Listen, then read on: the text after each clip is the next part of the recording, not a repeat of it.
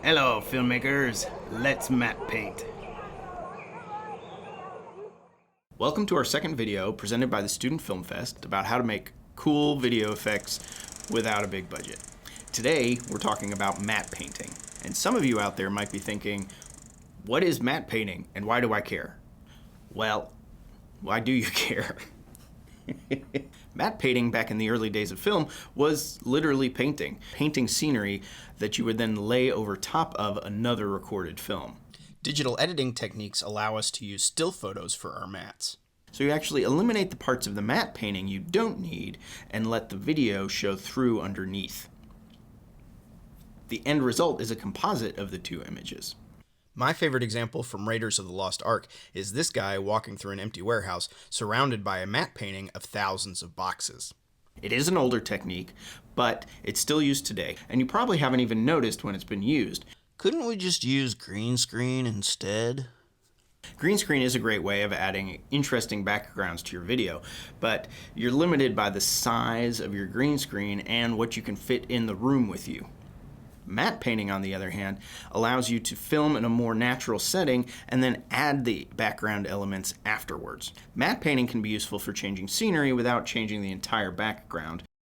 You could change the name of your local library to an elementary school, or peer into a deep dark cave, or move your filming location to a foreign alleyway.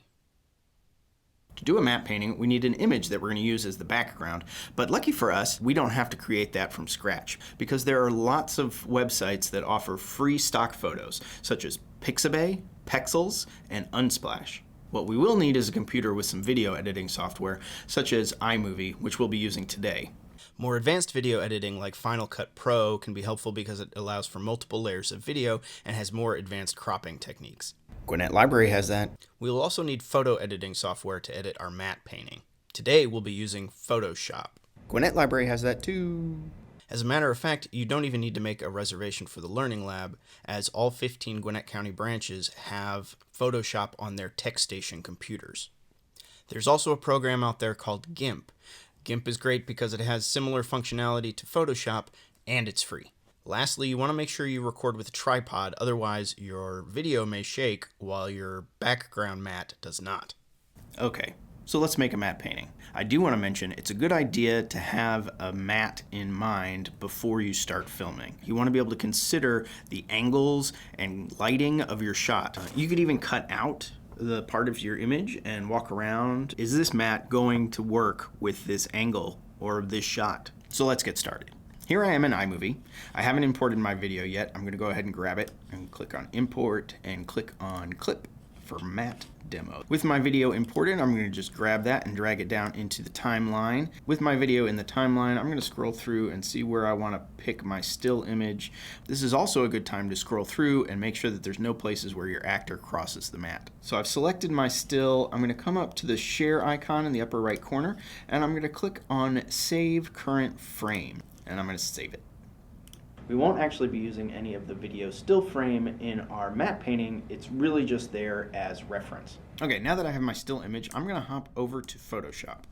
I am going to open the image we just saved in iMovie. And here we are. With my backgrounds, I like to make a copy in case I make any mistakes. So I'm going to right click on the background and choose Duplicate Layer. Next, I need to find the image of the Eiffel Tower I want to use so that we know we're in Paris. So I'm going to come into File and choose this option called Place Embedded. You can see I have a couple of Eiffel Tower images saved here. I'm going to choose this one here in the middle because I think its lighting is going to match my video the best. I'm going to go ahead and place it, but it is facing the wrong direction from where I want it, so I'm going to actually flip this image. That's better. Now I'm going to turn off this image for a minute by clicking on the little eyeball down in the bottom right corner. So I'm going to try and delete the entire sky because I think it'll be easier with my Eiffel Tower photo. So I'm going to select the sky in my still image using the magic wand tool. Photoshop by default usually has the tolerance set to 32. Contiguous, you want to have check marked so it's not highlighting any similar colors elsewhere in the photo. And we're just going to go ahead and select the sky by clicking on it once. You can see that there's a bunch of clouds that didn't quite make it. I'm going to hold down Shift which lets me add to my selection and click on the parts that didn't get picked up. So now you can see we have a selection all the way across the sky and through most parts of the trees, and I'm just going to go ahead and delete it. I'm going to deselect everything by hitting Command D or Control D on Windows. I'm going to turn my Eiffel Tower back on, and I'm actually going to move it behind the background so I can position it a little better. I'm actually going to drag it from the layers over here on the right by clicking on the layer I want to move and dragging it underneath the background layer. And kind of move it around, make it a little bigger until we've got it about where we want it to be. Once I have the image looking pretty much like what I want, I'm going to click on my background copy layer and select the sky. When you have a layer selected, it's really only worried about that layer. So what's really happening is I'm selecting the whole sky area that we already deleted.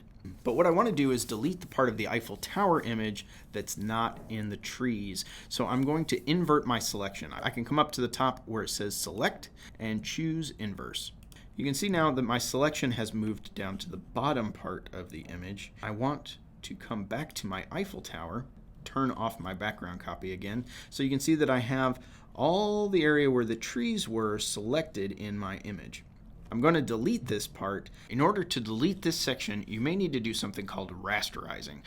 In order to do that, you right-click on your layer and scroll through your options. You see rasterize, and that makes this image more easily editable. I'm just going to hit delete on my keyboard, and the whole bottom of that image disappears. The last thing I'm going to do here is change the focus a little bit on the Eiffel Tower image, because the focus is on me in the video and the trees in the background are just a little softer. So I'm going to soften the focus on the Eiffel Tower.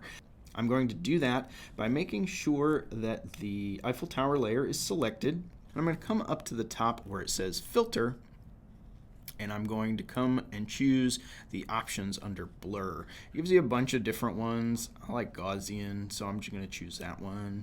It gives you a little preview. You can kind of drag it around, see if you can find the image. It's too blurry now. I'm going to bring down the focus and just try a little bit, just a little out of focus, like the rest of the image. That looks pretty good to me, so I'm going to hit OK.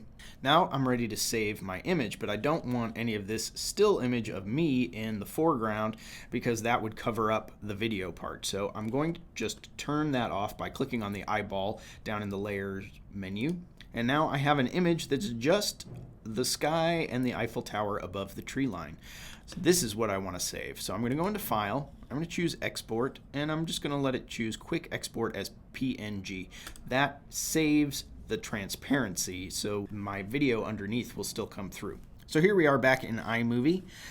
We need to import our new image, so let's click on Import. Desktop is selected. I called it Demo Tower. There it is. You can see it's all black where it's transparent, and I'm going to hit Import Selected.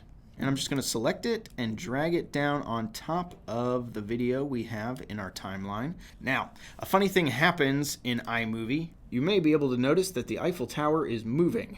That's not something that happens in real life. iMovie, by default, adds the Ken Burns effect to all still images. And that can be a really cool effect if you're having just a still image. But we want our image to stay still like a real background does. So I'm just going to choose Fit over here on the side. Now if we come back to our image, the Eiffel Tower shouldn't move anymore, and we should have a swell image. Move the front of our Eiffel Tower to the snap. Let's see what it looks like. That looks great. As we mentioned before, matte painting lets you have much more natural settings for your actors, and it can be used for much more subtle elements like the sign changes we've seen today. However, there are some disadvantages to be aware of. For instance, the actor cannot cross the matte. The most observant of you out there may have noticed that my fingers disappeared as I drank my coffee. Another disadvantage is that the matte is mostly static. If you're trying to create a scene that would usually have movement, cars or water or clouds, airplanes, things like that, then your matte could look unnatural. And remember, matte paintings don't have to be really big. They can be small element changes. Often the best matte paintings are the ones you never notice. If you need help, you can always make a book a librarian appointment to learn how to use any of the equipment available in the lab. You can also reserve time to use the space on your own. Thanks for joining us again today. And remember that Student Film Fest opened November 1st of 2022 and runs into January of 2023. So if you're watching this after the deadline, catch us next year. Hello filmmakers, let's matte paint. It's really noisy out here. I'm going to have to post-dub it.